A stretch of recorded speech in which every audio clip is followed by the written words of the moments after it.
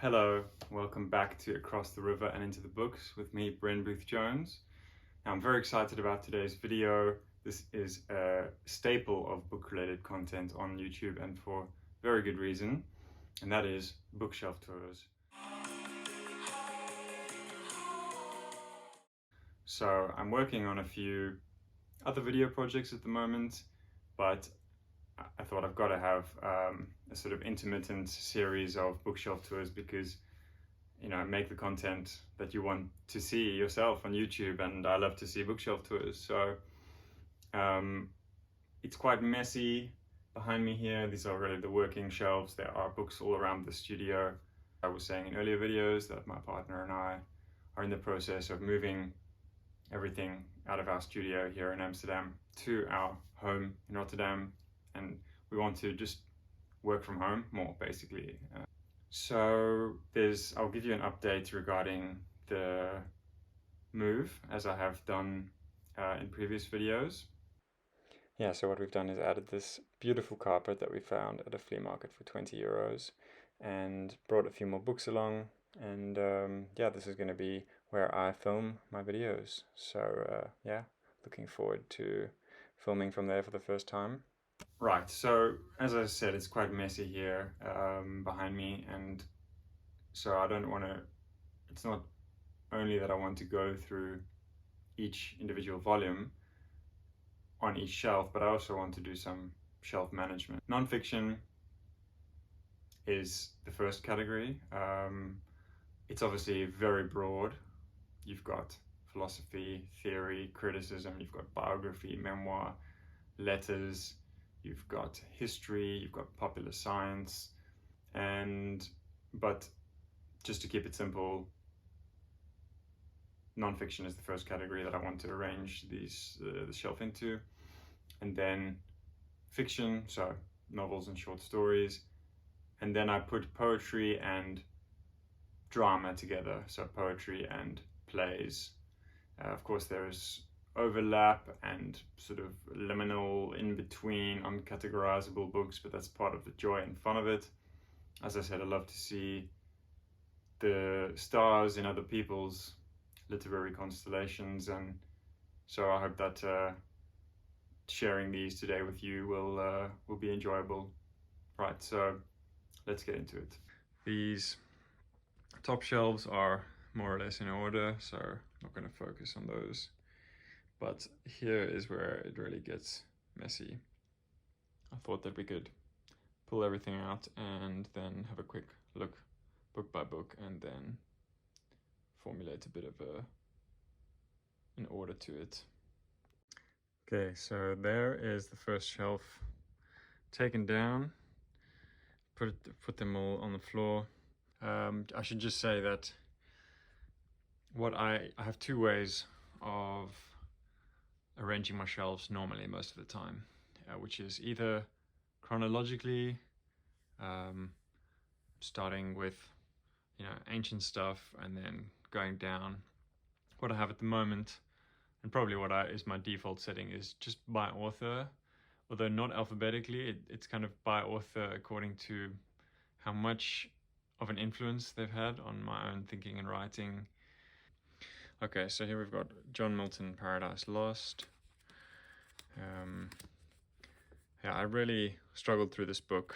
I didn't enjoy it. I didn't really like the dogma of the religious aspect, and I found the very highfalutin pretentiousness of the style quite tiring. There were bits that I liked. I quite liked it in the beginning, but then I really got sort of stuck in the mud with it. But I persevered and got all the way through to the end and was relieved. It is quite a poignant ending. So Paradise Lost, that's poetry. Oh, now we've just started and we've come into a hybrid type of book. So right into the trouble. This is Breyten Breitenbach, who's a South African writer who was quite heavily involved with the French surrealists and ended up living in France. And he was a poet, but also a painter and a bit of a theorist. And this is a book of his paintings and drawings. I'll give you an example there. I don't particularly like his work. It feels to me sometimes a bit too much on the nose, or on the horse's snout, shall we say. But it's got this accompanying text, which is sort of in verse form, so owing to the fact that he was predominantly a poet, we'll put it there. Then Les Murray. This is poems, Australian poet Les Murray. See, now I'm looking through the phone at the book, but that makes it hard for me to read because he does have some nice bits. Yeah, this was quite good. From his poem Port Jackson Grease-Proof Rose. This belongs to my midlife.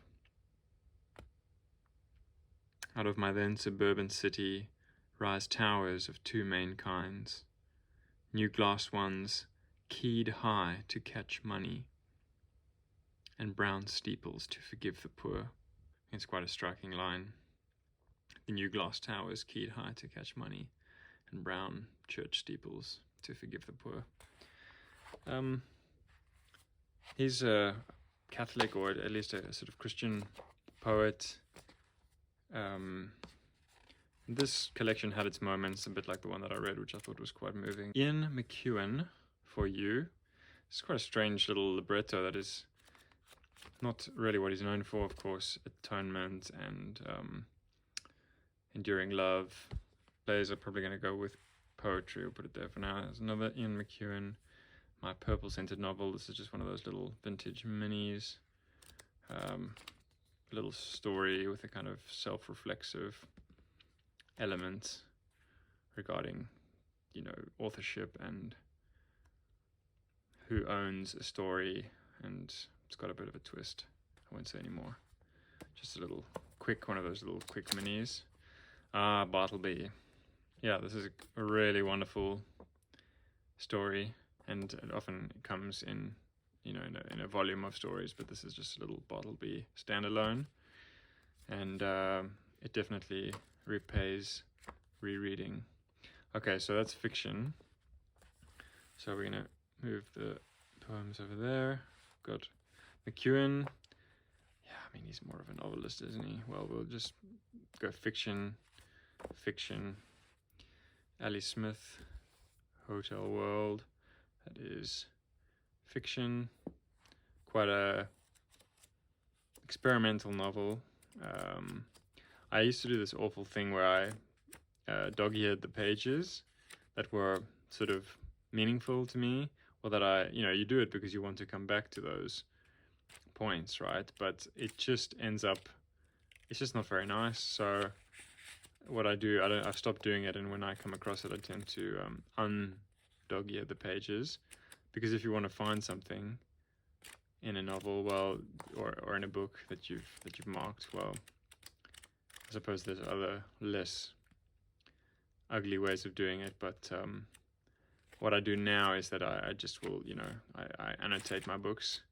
Maybe if I haven't done it here, but what I tend to do now is make notes of key pages or ideas or even interesting words that I come across, and I just fill these kind of opening pages with that information so that I can access it more easily without dog-earing. But Ali Smith, Hotel World, Henry James, Daisy Miller was one of these weird film tie-in editions. Yeah, one of those ones that you just, in a way, you read it to have a say on it, but I didn't really enjoy it very much. So that's fiction. Jack London, The Call of the Wild. It's a bit of a children's classic. I read this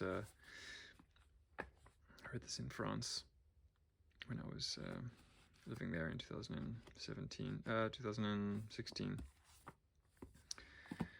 Fiction, there's a lot of fiction so far. Turgenev, First Love.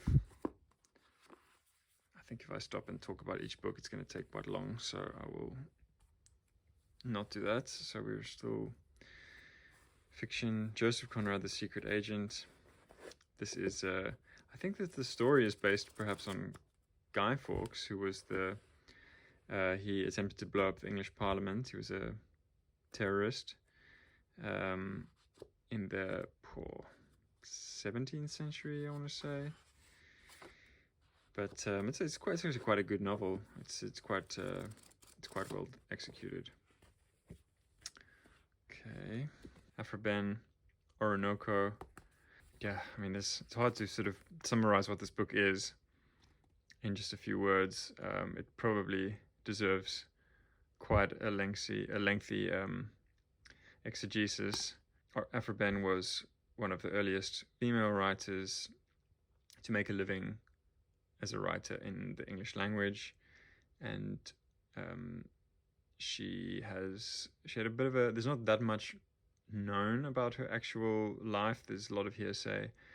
Some of the stories are certainly apocryphal, and sort of she created a bit of her own mythology, and this is regarded by many as one of the earliest examples of an English novel.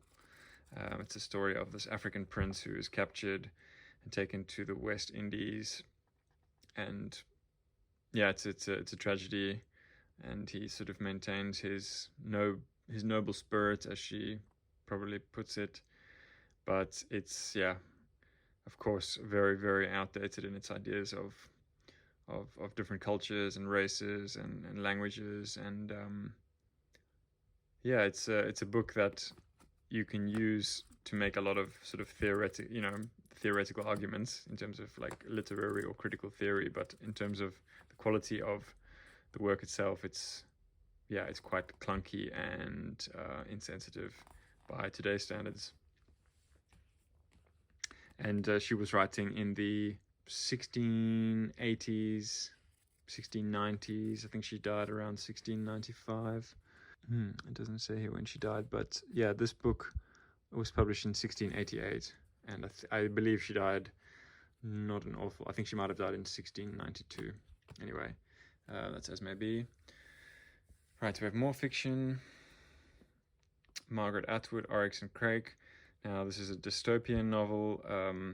It's very well researched. Basically, every incident or set play or object in this novel, and a lot of the plot-related stuff was meticulously researched by Atwood, and basically they were all things that have occurred in some way. So when you're reading it, you think, oh, it's futuristic, it's dystopian, it's this horrible nightmare, sort of trash-filled world that's so toxic that you can't even step outside without being poisoned.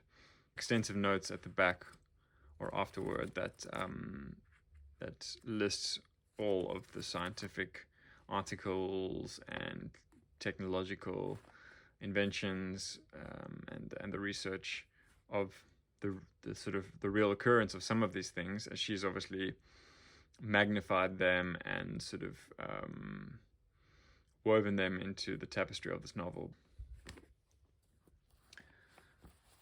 Here is another novel of ideas, or theory novel is another way you could maybe put it. Open City by Teju Cole.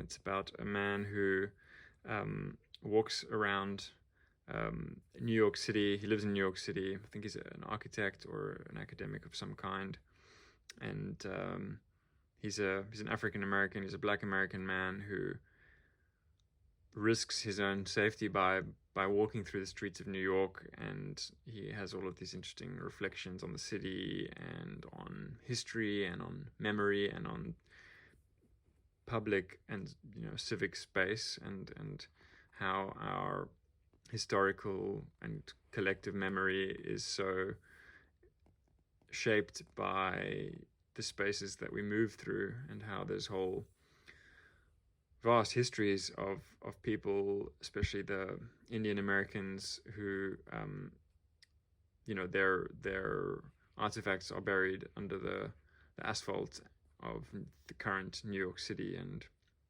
it's an interesting book in that sense. I remember I enjoyed the moments when a character, when a tourist comes up to the narrator of the story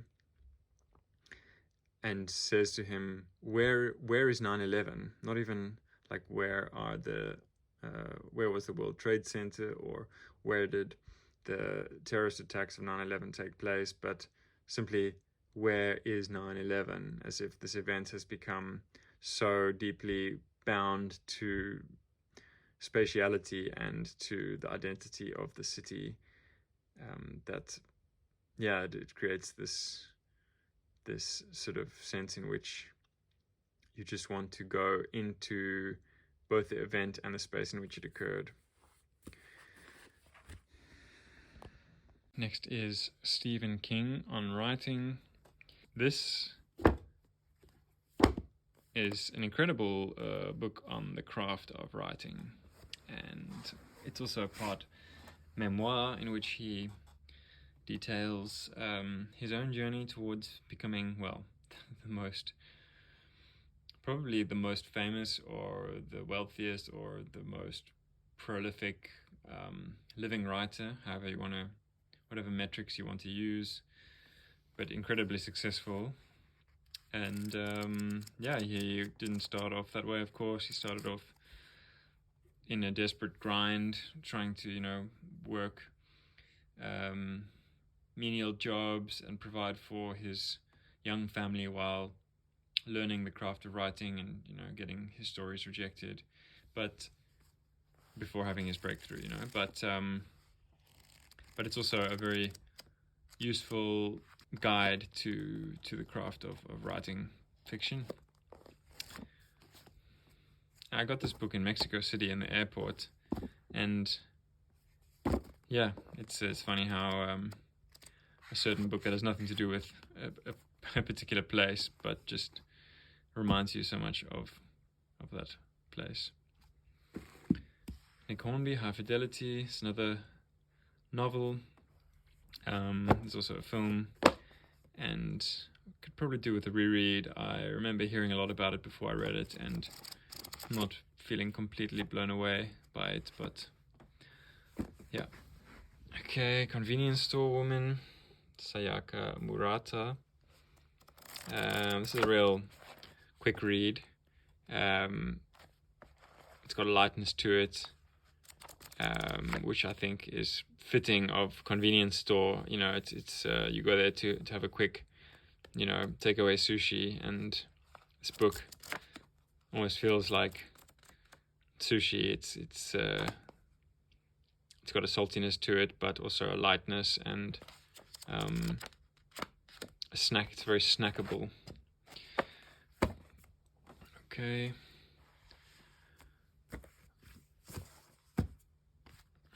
Okay, we've got John Webster, Duchess of Malfi. This is more English. Renaissance. I reread this not too long ago, and I really appreciated it a lot more on the second time through. It's got very witty repartee and dialogue, almost banter. It's almost like an early version of banter, but at the same time, it's a tragedy, so it's full of bloodshed and betrayal, as many sort of Renaissance tragedies were. W.H. Auden. I'll just save my Auden discourse for another time. This is just a really strange little sort of pamphlet of Auden's love poems, and it's a movie tie-in with 4 weddings and a funeral. Just a completely different millennium. The selected poems of Li Po. This is translated by David Hinton, who's a scholar of Chinese. I think in a way I would like to read ancient Chinese poems translated by a contemporary Chinese poet. Well, they're beautiful poems, and very, very quiet, meditative, but with a sort of at times unexpected force of feeling, and they're quite wistful as well, always drinking rice wine and commenting on the moon, and sort of quite classic imagery. So it's poetry. Seicho Matsumoto, Tokyo Express. This is a bit of a sort of whodunit, crime, post-war crime, Japanese crime fiction. Mulk Raj Anand, Untouchable. Wow, this is a really heavy book, but very illuminating. It is the story of one full day in the life of an untouchable in India in the late 19th century. Tennessee Williams, A Streetcar Named Desire. So I'm going to put these with plays. Robert Louis Stevenson, Strange Case of Dr. Jekyll and Mr. Hyde.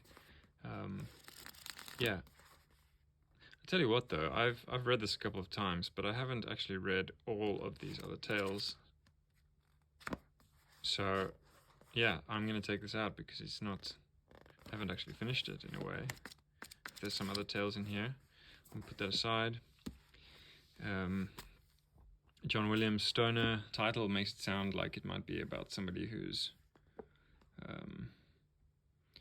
very into certain hallucinatory herbs, but it's not at all.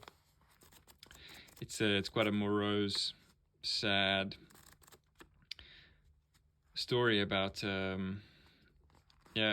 sort of small time and small town academic who lives this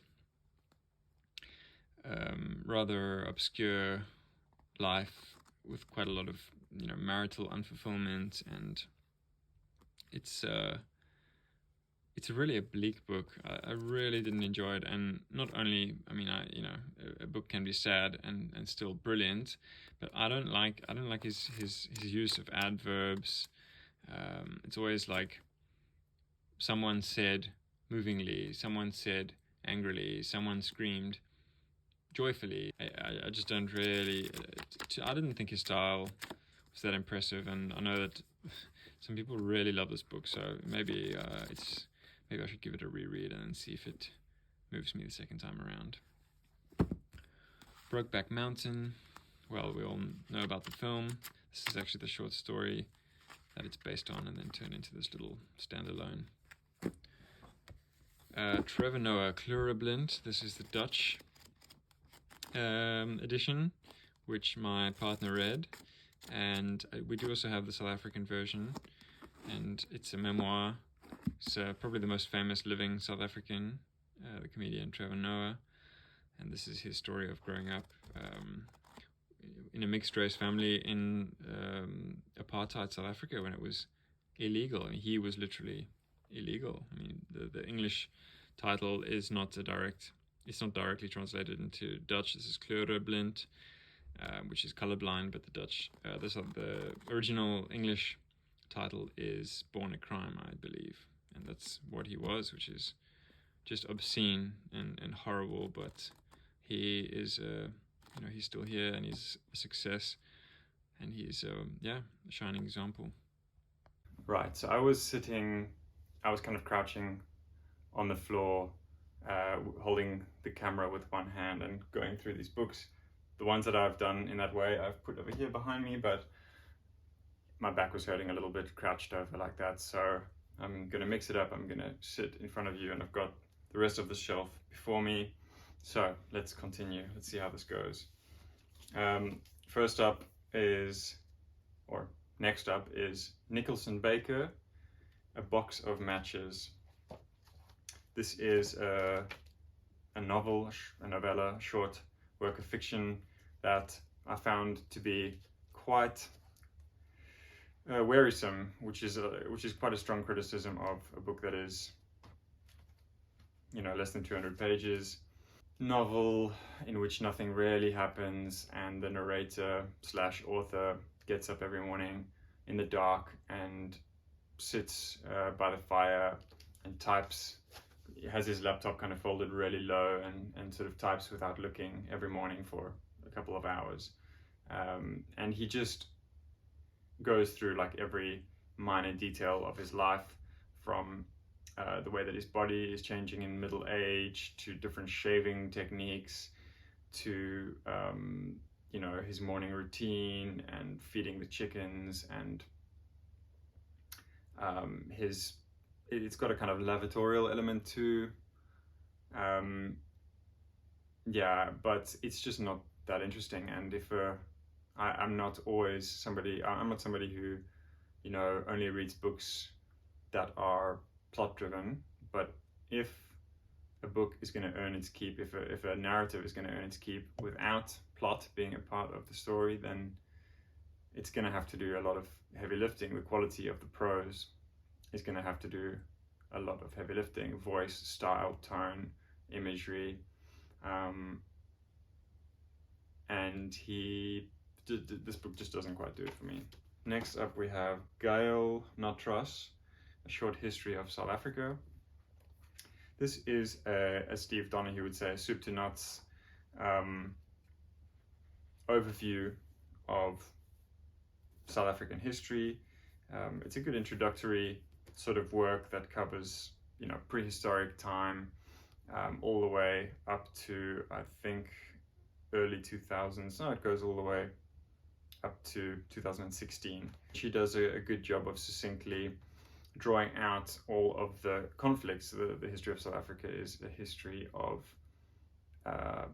conflicts between different groups. Everybody knows about the horrors of apartheid, which are thankfully, you know, in the past now. But of course, there's always been conflicts in Southern Africa, as a lot of history in general is about bloodshed and conflict over territory. Next up we have Mary Shelley, Frankenstein. This is the 1818 text. But yeah, I don't need to say too much about Frankenstein. It's a super intense and multi-layered work of fiction that has stood the test of time because of the endless possible readings and the inferences, and to be able to create a monster but yet make the monster a sympathetic character in spite of the damage that the monster causes is no mean feat. And she is really not something to be taken for granted, and she does a stunning job bringing in all sorts of questions about progress and science, and hubris is very much a good word to keep in mind when reading Frankenstein. This sort of human hubris, this reaching after something, reaching for something so far beyond our limits, to be godlike, to be the creator of life, to use science and technology to take us to higher planes of achievement and the huge risks involved. So, you know, when you put it like that, it's clearly a timeless work, highly recommended. So another one for the fiction pile. Oh, I've actually got 2 copies of Frankenstein. I have read it twice, so I'm not sure if that's needed, although these are different introductions. And next up, Lytton Strackey's Florence Nightingale. I actually talked about this in my Virginia Woolf video. It's a wonderful little nugget, this very visceral but warm and multifaceted depiction of a very extraordinary woman, Florence Nightingale, who was desperate to be a nurse. Her upper class aristocratic family really poo-pooed that idea. At that time it was a very looked down upon vocation, and they said there's no way you're going to be a lowly nurse. But she really did not give up on the dream, and eventually got her chance to go to fight in the Crimean War, and saw absolute horrors there. And it's a very scathing indictment of British establishment and the sort of old crocodiles in their leather-bound studies or offices, dictating orders, basically signing the death warrant of young soldiers without any clue to the severity of the situation. And she went there and just took charge, and it's just an incredible person and very, very enjoyable mini biography. So that we'll put with the nonfiction. Okay, so this video is turning super long. and I've decided that I'm going to split it into two, because if I put it all together as one video, it's like nearly 2 hours long. So I'm going to stop the bookshelf tour here and make a part 2 in which I finish this shelf. So thanks very much for making it this far. I hope you enjoyed the video, and I will be uploading part 2 very soon.